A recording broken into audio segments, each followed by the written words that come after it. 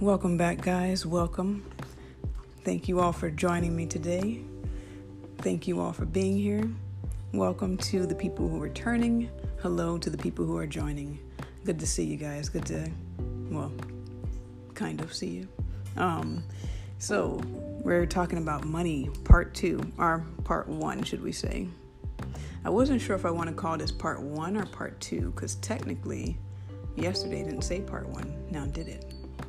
So, we're talking money, we're talking manifesting, okay?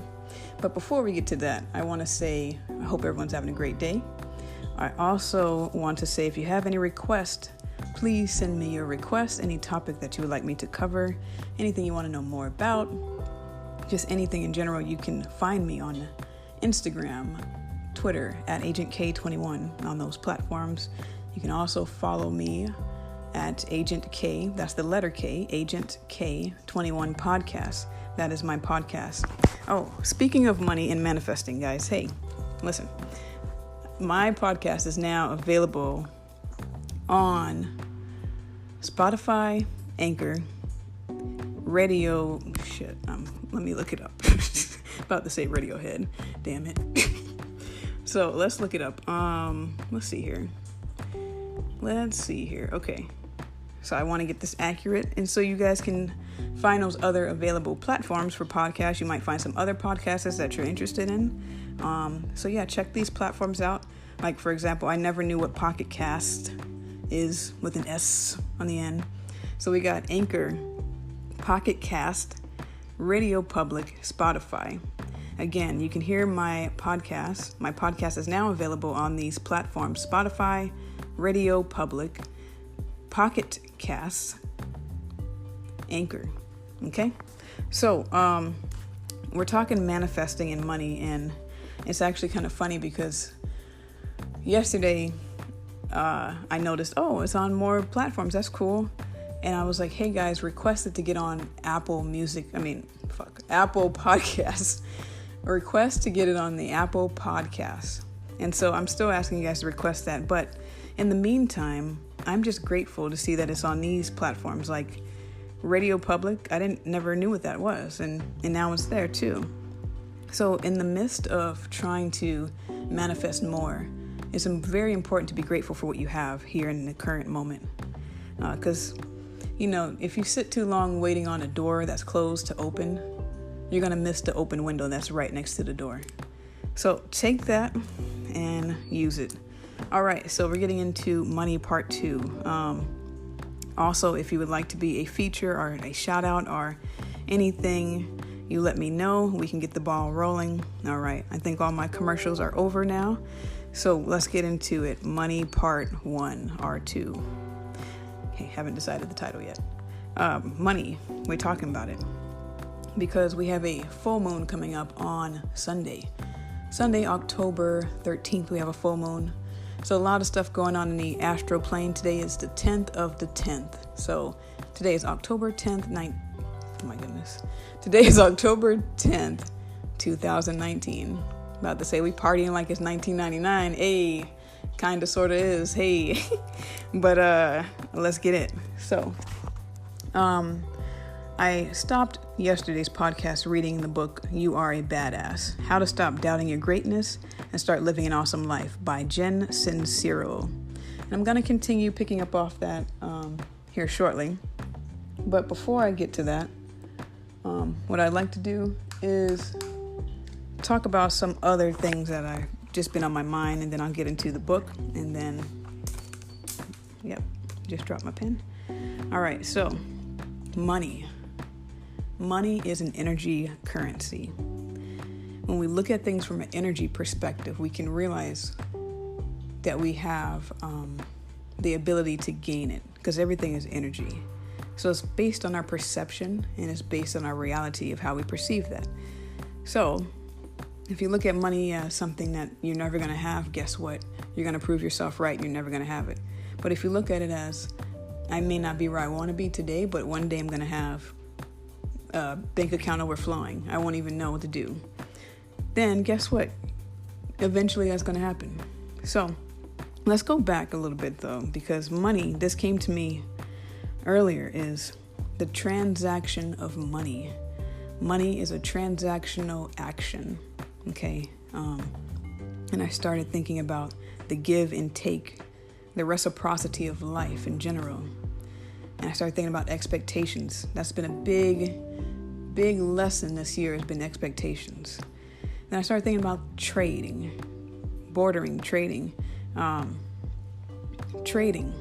You know, those of us which has all of us who have been impacted by the mid-Atlantic trade, we know what trading feels like. So when you do a trade, it has to be even trade. But unfortunately, the way the world has been previously set up was not about even trade, you know, and same with expectations. There's always been a, fine print to expectations. So the give and take from a transactional standpoint has not been fair, has not been even. But the playing field is about to even out, so don't you worry about that. But I had a video I want to recommend that you guys take a look at. And this is someone I've been following for a while. She has been a huge part of my process. She has shown me so much, and I'm very grateful that I found her. And maybe I'll tell the story of how I found her in another story, but I want you to go to YouTube and I want you to search Teal Swan. When you search Teal Swan, I want you to look up the video. Just do all one search, Teal Swan. And the name of the video I want you to watch is called Cut the Invisible Strings, in parentheses, How to Detach from Manipulation in Relationships.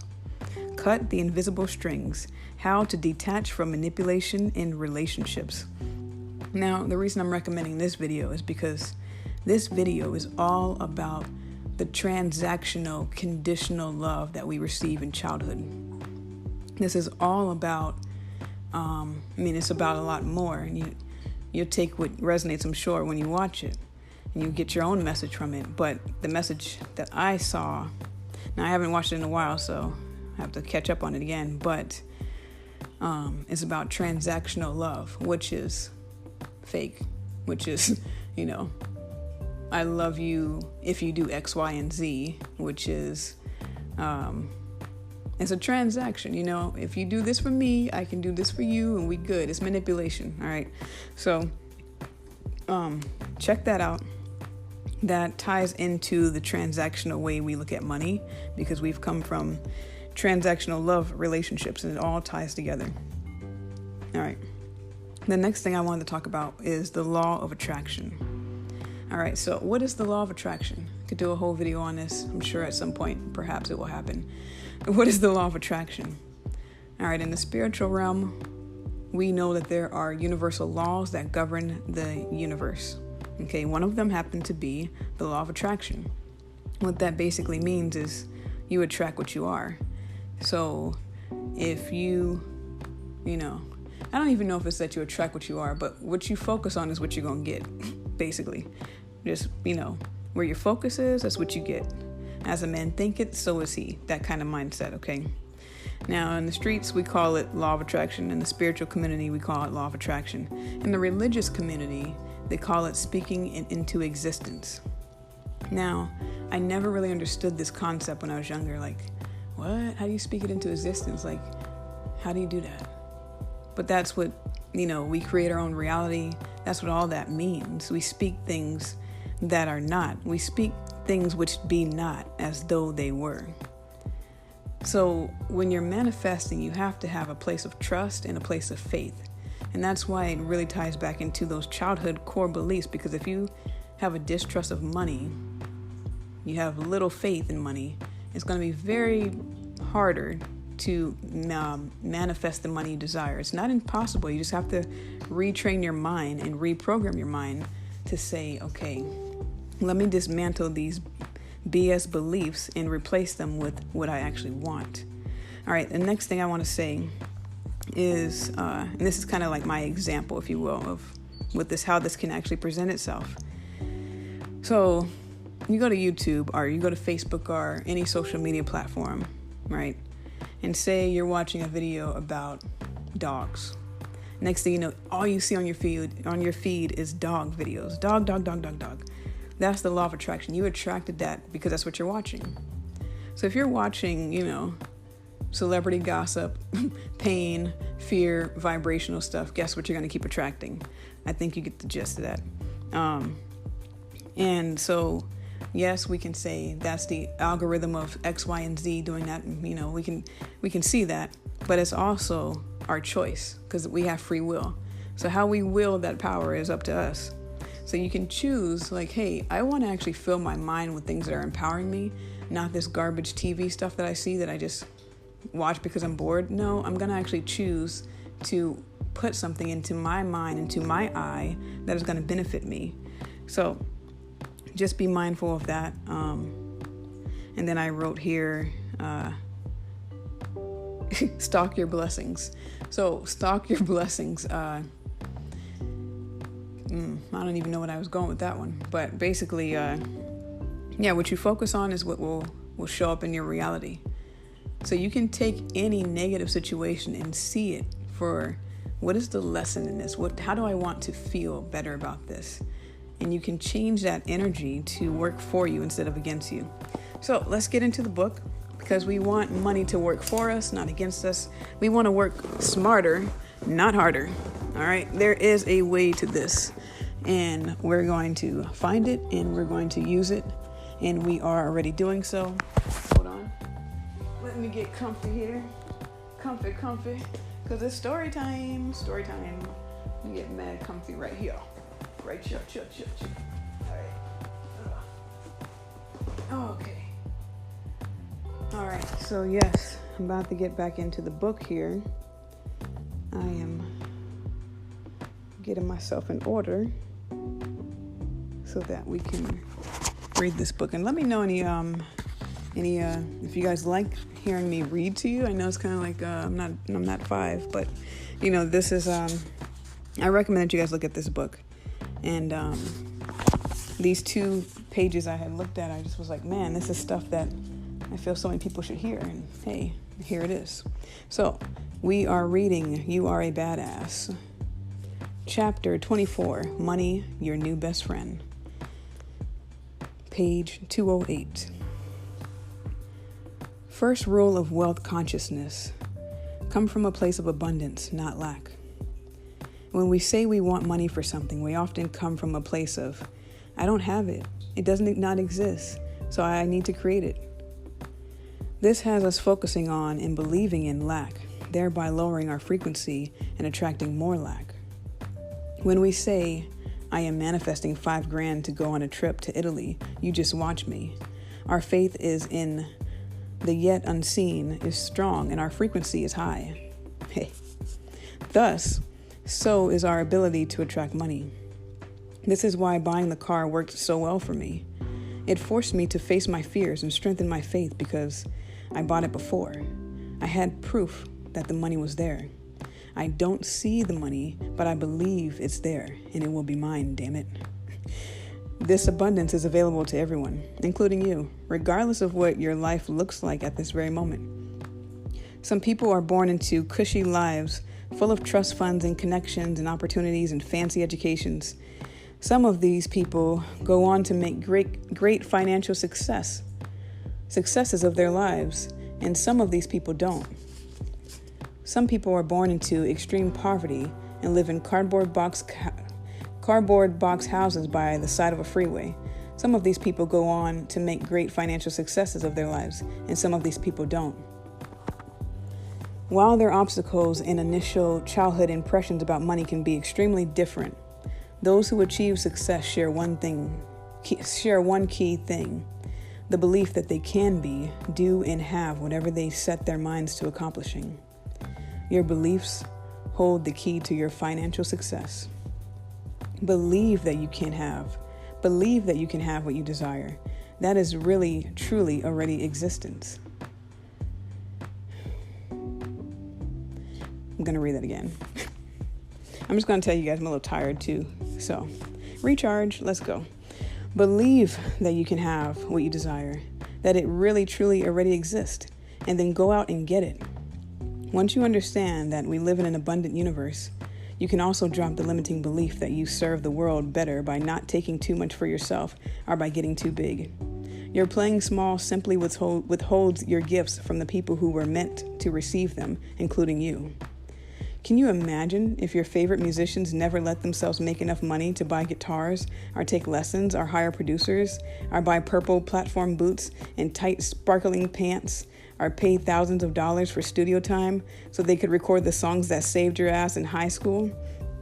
Or if the people who built airplanes refuse to make the money they need to pay for the research and the materials and the factories and the engineers and the electricity and whatever plethora of other costly things that go into building the miraculous flying machines that allow us to travel the world, hang out on tropical beaches and visit the people we love so dearly.